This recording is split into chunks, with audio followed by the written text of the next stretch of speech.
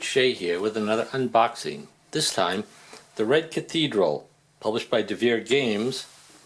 The plastic off here and I have to flip it over because the designer's full names, Sheila Santos and Israel Sendrero, are on the back.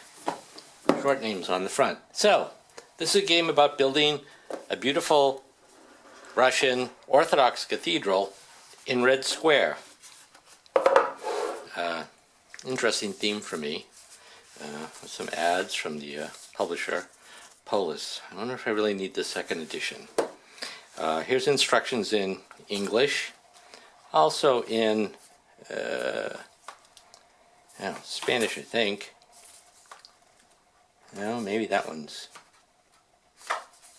Spanish, but a bunch of languages. And then, I'm not even sure French is one of them. But there's 5 different instruction booklets. We'll concentrate on English. Sorry, other folks. And we'll look at that first. So you're building this beautiful cathedral, which sounds like a lovely thing to do, except that you're building it for Ivan the Terrible. So that means there could be some problems if you're not up to the task. So the instruction booklet is, well, it has to fit in this fairly small box, or compact, and I guess that's good. And it goes through the different things. I guess the major piece is the market board, where you probably get the materials you need. Each player will have a personal workshop board where they probably put their materials and do some other stuff. So they'll have banners in the inventory of their workshop, ornamentations. Those are extra things you can add to make the cathedral more beautiful. Apparently there's an advanced workshop on the back. There's resources and material, lumber, brick, stone, gold, green and purple gems, and a wildcard icon. You'll have a score marker on the 2 space, so clearly it's one of those games where you can lose score, and some resource tiles, some influence cards, which for some reason have the Masonic symbol with a cross in the middle. Alright, I'm not sure exactly. 5 dice, the materials, building plan cards, which are used to randomly lay out the way the cathedral will be built.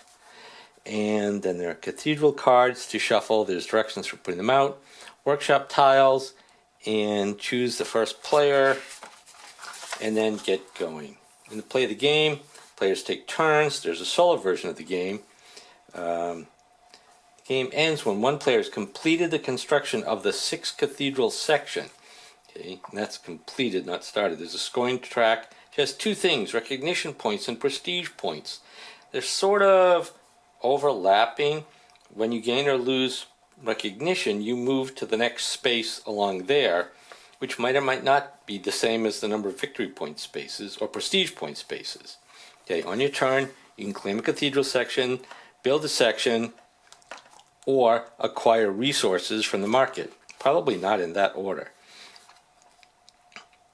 You can lose prestige points to get some money anytime you want, 2 ruples for a prestige point, or in order to roll the dice from any one space on the board. So rerolls cost you victory points. Alright, to claim a cathedral section, I think you basically claim an unavailable cathedral card.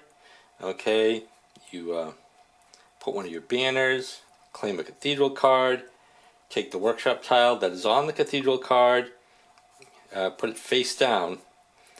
If they do, they will not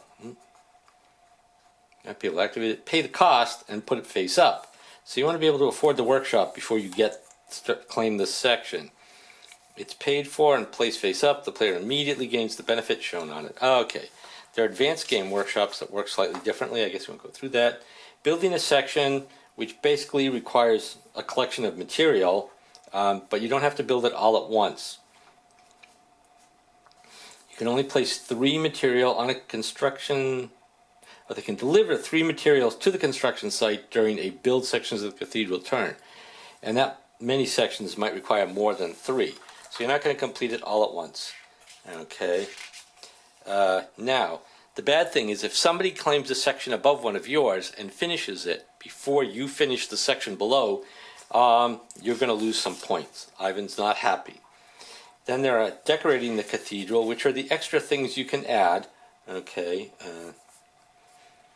Each section of the cathedral, once finished, has a space to put a single ornamentation. Okay, which might be a door, or an arch, or a cross on top of a dome. Okay, any player can install the ornamentation, not just the person who built the section. All right, they cost certain material.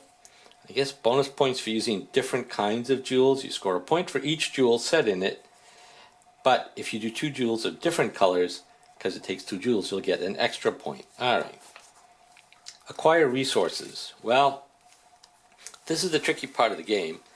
There's a market board with dice around it. Okay, so you announce which market die you're going to use. You can use any of them. Move that die around the market exactly the same number of spaces as the value it shows. Okay, if you use the white die or the die of your own color, you can spend ruples to move it additional spaces, 1 ruple per space. A die cannot end its movement on a space that already has 3 dice. The maximum number of dice in a space is 3. Different reference. If the moving die space would end up in a full space, the player must choose a different die to move, or if it's the white die or their color, they can pay to move it somewhere, further along. Okay, you leave the die where it was when you reach it. You perform the market action based on the space they're in, and then roll all of the dice that are in the space, and then put them back in that space. So the dice change numbers when somebody uses them in the market, but they're that number to move around to the next space where they'll be activated. Then they get rolled. So you can get resources from the market, you can use influence, and activate a workshop tile. Okay. The player takes the resources shown, multiplied by the number of dice, not the value of the dice. Okay. You can take fewer if you want, because you have limits on how much you can hold in your workshop, I believe. Resources are limited to the quantity in the general supply. Uh-oh. So you could run out of things. All right. The inventory, each player gets materials. They must put them in their inventory zone, which I assume is along here. Okay. And initially has 6 open spaces, but you can increase that, I think, by moving flags off of there. Okay. When you claim sections of the cathedral. Alright, so if you get materials but there's no open space, you cannot discard those already. You have to keep what you got. Then you can use influence in the 4 different groups to perform a variety of actions. Okay, the groups do different things. When you influence a guild or the clergy, they perform one of 2 actions shown on that group's card. Okay, well, that's not explained here, but... And then you can activate a workshop tile. If you have a workshop tile assigned to their workshop that matches the die they move this turn, they may immediately obtain the benefit shown. So if you move a red die, you can use your red workshop. Okay. White workshop spaces on each player's workshop board have 2 spaces. Okay. If a player moves the white die on the market board and has 2 tiles assigned, they may only choose one of them. After you complete your actions, you must roll all the dice in the space you landed on. The game ends as soon as any player has completed their 6th cathedral card, and the recognition points provided by that, they get 3 additional recognition points. Okay, and then the other players each have 1 final turn. Then you score up, and the game's done. Then there's the Solitaire Mode, where well, the guy who actually designed the thing competes against you, I guess, and you get into trouble. There's an explanation of what happens with the Craftsman's Guild cards.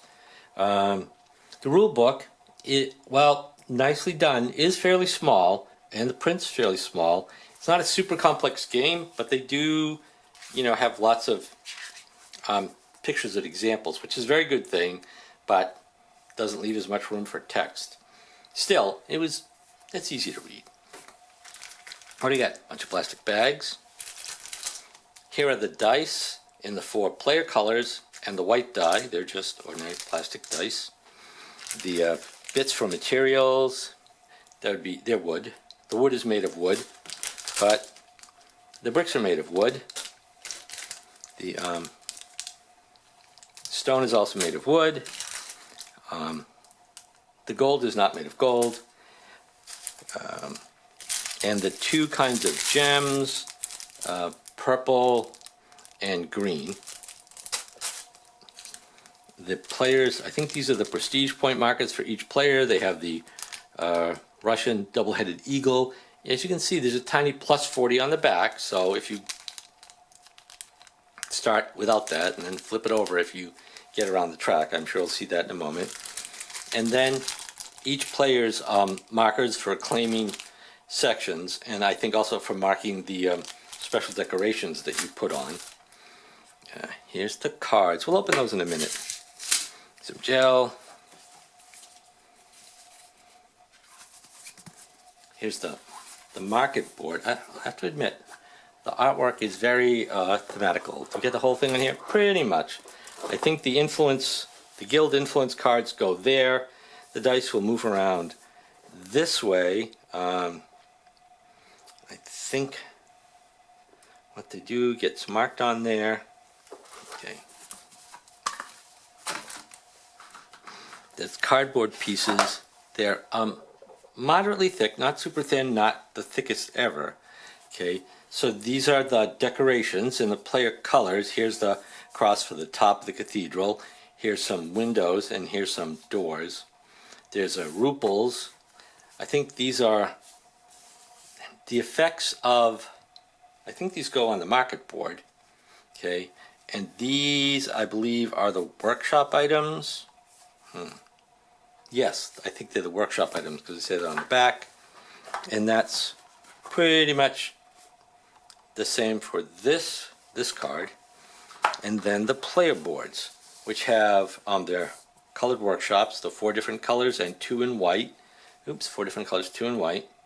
That ruler is probably not too... Oh, no, the ruler is where you will lay out their spaces for your resources. 1, 2, 3, 4, 5, 6 to start. And then you get more as you claim sections. Okay, then it explains the actions that you can do, where you can lose prestige to gain ruples or to reroll dice. And then there's a special thing over here. I'm not sure what that does. Your ornamentations go up here, and those are the costs of the ornamentations. And then you add jewels to give yourself points. Okay, and I think they're the same for everybody. On the reverse, there's a advanced version. It has your ornamentation goes on the workshops, and you have to clear them off before you can do workshops. All right, I didn't look at that. So let's put these back. Check out the cards, which are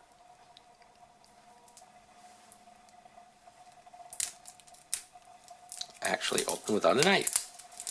How fascinating. Now, these ones are the different tower tops. You can see what it costs to make them, and I think how many points they're worth when they're done, right? These are middle sections. Oh no, yes, middle sections. And they take the windows, and they have their cost. And I think they also have a cost in silver to do, and their victory point values. These are the bottom sections, the doors that go on the bottom. And I think they cost more ruples to take or build? I'm not sure. Okay, and then these are the cards for the guilds. Each of the guilds has 3 different cards. They don't all get used. And these are these cards are for the solo mode, and these cards are for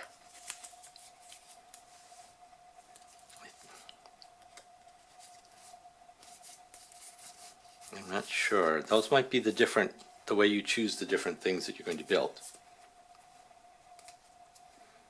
I love the art. I'm looking forward to playing the game. It looks like fun. It's fairly compact. I guess it's fairly puzzly.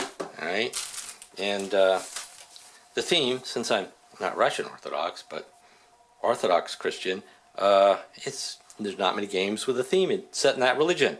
So I thought that would be fun, despite Ivan the Terrible. So thanks for watching. Hope you keep an eye out for more unboxings, and have fun playing games.